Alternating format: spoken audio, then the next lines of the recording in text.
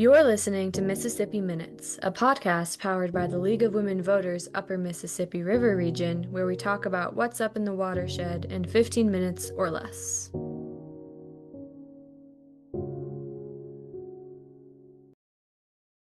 So my name is Sara Welling, and I am the Water and Agriculture Program Director at Clean Wisconsin. And then could you tell us briefly about Clean Wisconsin as an organization, what their mission is? Yes. So Clean Wisconsin is the state's largest environmental, nonpartisan, nonprofit environmental organization. We've been around since 1970 when we were first created as a protect Wisconsin's air, water, and climate for future and current generations of Wisconsinites. So in doing so, we really entrench ourselves in science to be able to inform our policy and legal advocacy, as well as our community engagement while we work to address some of our state's biggest environmental challenges. And so on your website, PFAS, nitrates, neonics, and lead are all listed as threats to Wisconsin's water. Would you be able to tell us about some direct impacts of this pollution in our surface waters?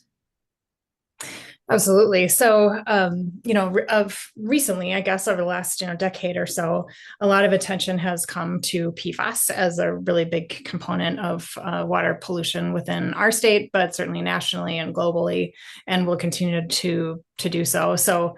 But however, PFAS is not the most common groundwater and surface water contaminant. Nitrates are. So nitrates are coming primarily from the application of fertilizers and manures to our cropland in the state, and that would be probably the same across most of our Mississippi River Basin states. So the nitrogen that's applied to crops can be utilized by that crop, obviously, to grow our food, fuel, and fiber.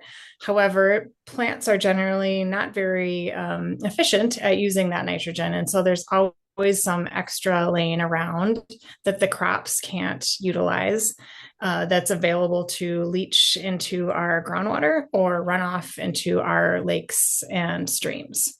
And when nitrates gets to our surface water systems, it contributes to algae production and can exacerbate the toxicity of harmful algal blooms. Generally speaking, nitrates also just lower the oxygen conditions, and that has significant implications for the health of our fish and other aquatic life populations. Certainly, when it comes to humans, we're very concerned about high nitrate levels within our groundwater in the state because that's the majority of our state's citizens use groundwater as our drinking water source. So even in municipalities, they end up spending a lot of money to remove nitrates from those surface waters so that they can develop or have water to share within our communities. Yeah, that's really important information to highlight. Thank you for that detailed description. I think the only other pollutant to touch on here before we talk more about PFAS, as you said, is a hot topic, would be lead. We get a lot of questions when people hear about lead and water and they think of Flint, for example, and pipes. Is that a primary concern that you guys are looking at, or what does that look like? Yeah, I mean, lead will continue to be an issue for us to work on solving and approaching over the next decade. I think there's luckily, I guess, a bit of a paver laid on what we need to do around lead by identifying those lead service lines and really getting that inventory situated and then relying on state revolving loan funds to try to address that. So there, I think we have really kind of come over the precipice on lead a bit, where we just have a really good comprehension and understanding of where the sources are and what we can do to alleviate those. So we're working pretty aggressively on our lead service line audit process with the municipal water systems to understand where those lead laterals are and get those replaced. I think the next big well, the big challenge that's still in front of us and will be for a while that we need to really get our hands around is how to remove the lead from the connection point at a home or business to into inside of our houses with our fixtures, faucets, and then the internal piping to our home. So that's, I think, the main area of work that still really needs to be dealt with when it comes to lead within our state. All right, moving on to PFAS. As I mentioned, I think a lot of our listeners are educated on water quality issues and have some knowledge of where these substances can come from, things like nonstick cookware, etc. But is there anything that you would like to add that you would want the general public to know to understand these substances? Well, PFAS are, I think we continue to learn new things about PFAS every day.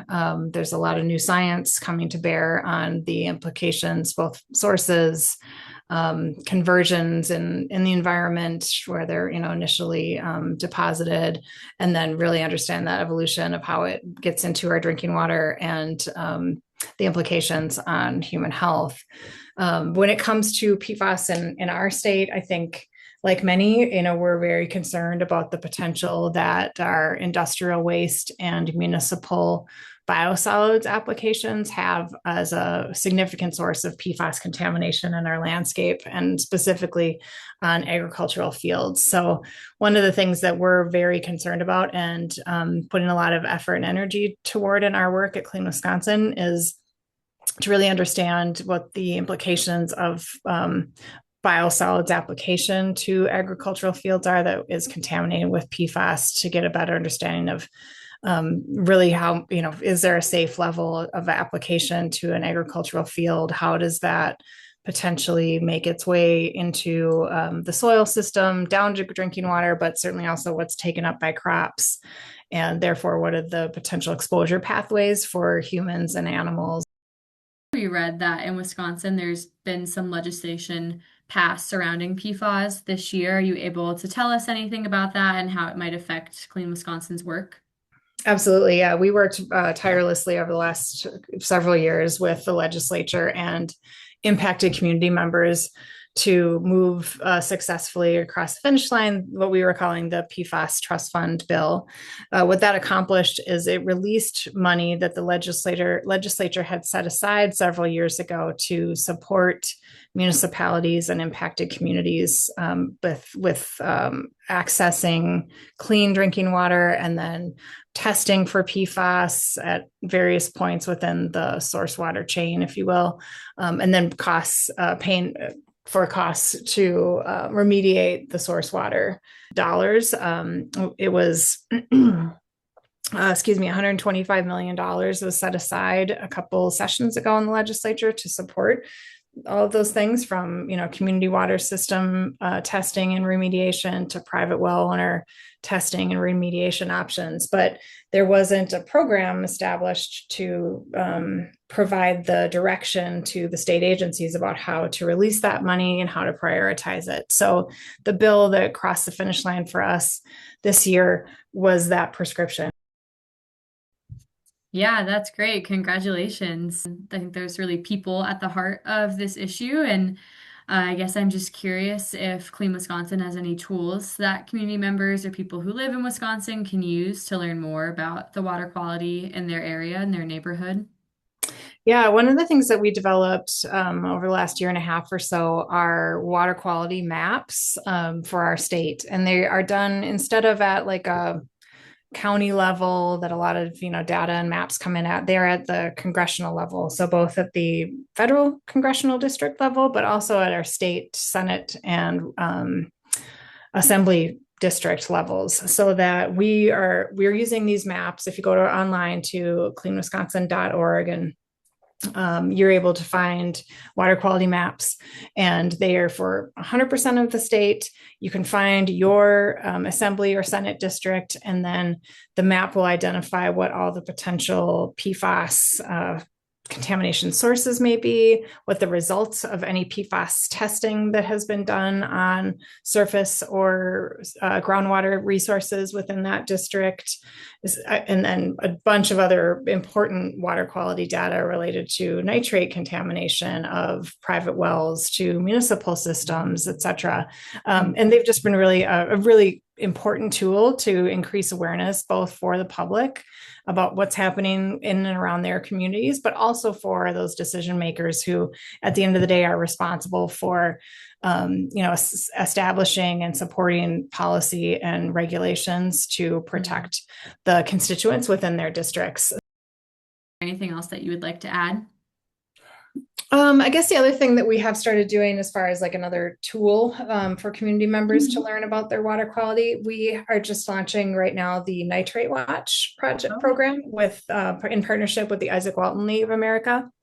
And so through our website, there's a way to go to Nitrate Watch and request a test kit through Clean Wisconsin's portal.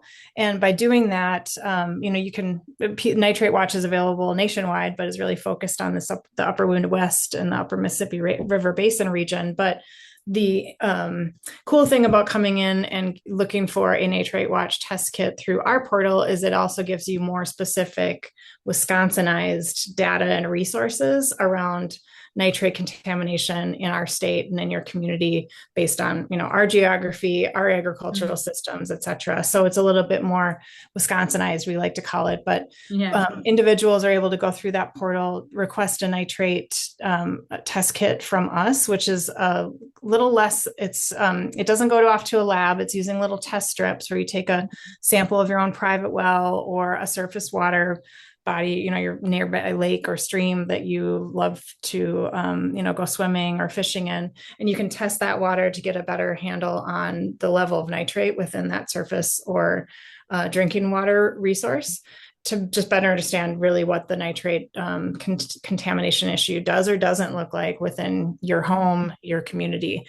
So in doing that, we're just helping to, again, raise awareness within those communities and give people something they can do, an actual tangible action they can take to learn more about the potential exposures that they might have through their drinking water. And in this case, they're around nitrate, and then be able to have the resources through our website to act on that and do something about it if they find they have a problem.